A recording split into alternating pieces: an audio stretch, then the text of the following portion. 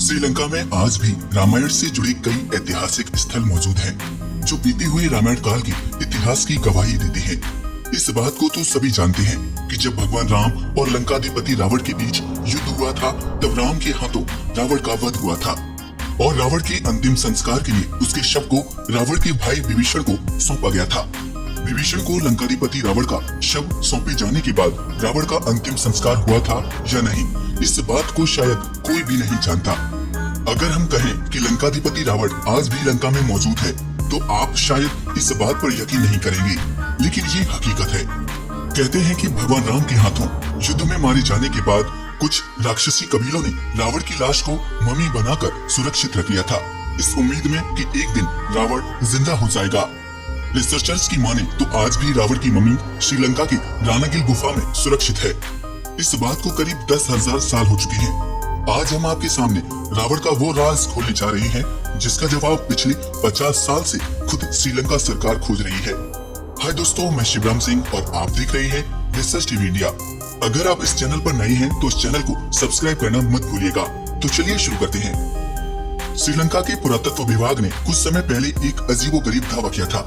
उनका दावा था कि त्रेता युग में जिस रावण को भगवान राम ने युद्ध में मार दिया था, उसकी मम्मी यहाँ आज भी मौजूद है। दरअसल ये मम्मी रागला के जंगलों में आज भी रखी हुई है। कहते हैं कि जब राम रावण युद्ध अपने अंतिम दौर पर था और रावण मारा जा चुका था, तब उसके वफादार सैनिक उसका शव लेकर गायब हो गए थे और उन्होंने रावण की लाश को मम्मी के रूप में सुरक्षित रख लिया था। रागला के घने जंगलों में 8,000 फुट की ऊंचाई पर एक गुफा मौजूद है, जहाँ रावण ने तपस्या की थी। कहा जाता है कि इसी गुफा में रावण की मम्मी मौजूद है। रावण का शव जिस ताबूत में रखा गया है, उस पर एक खास किस्म का लेप लगा है, जिससे वो ताबूत हजारों साल से जस का तस है।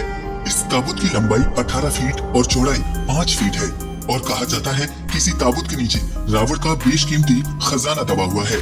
रागला के घने जंगलों और गुफाओं में कोई नहीं जाता, क्योंकि यहाँ जंगली और खूंखार जानवरों का बसेरा है, जिसकी रखवाली खतरनाक नाग और खूंखार जंगली जानवर करते हैं।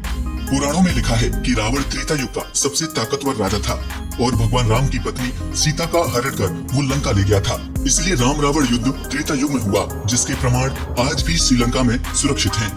रावण की मृत्यु के बाद उसके अंतिम संस्कार की जिम्मेदारी विभीषण को सौंपी गई थी, लेकिन लंका की राजगद्दी संभालने की जल्दी में विभीषण ने रावण के शव को वैसे ही छोड़ दिया था, जिसके बाद रावण के शव को नागकुल के लोग अपने साथ ले गए थे। नागकुल के लोगों को यकीन था कि रावण की मौत नहीं हो सकती और वो फिर से जीवित हो जाएगा। उन्होंने रावण को फिर से जीवित करने की कई बार कोशिश भी की, लेकिन उन्हें कामयाबी नहीं मिली। जिसके बाद उन्होंने रावण के शव को सुरक्षित रखने के लिए कई तरह के केमिकल्स का इस्तेमाल किया और उसे मम्मी के रूप में रख दिया। श्रीलंका के रामायण रिसर्च सेंटर और वहाँ के पर्यटन मंत्रालय ने मिलकर रामायण से जुड़ी ऐसी 50 जगहों को ढूंढ लिया है, जिनका पुरातात्विक और ऐतिहासिक महत्व है और उनका रामायण में भी जिक्र मिलता है। अब वहाँ की सरकार इसे पर्यटन के रूप में विकसित करने की योजना बना रही है, जिसमें भारत भी मदद कर रहा है।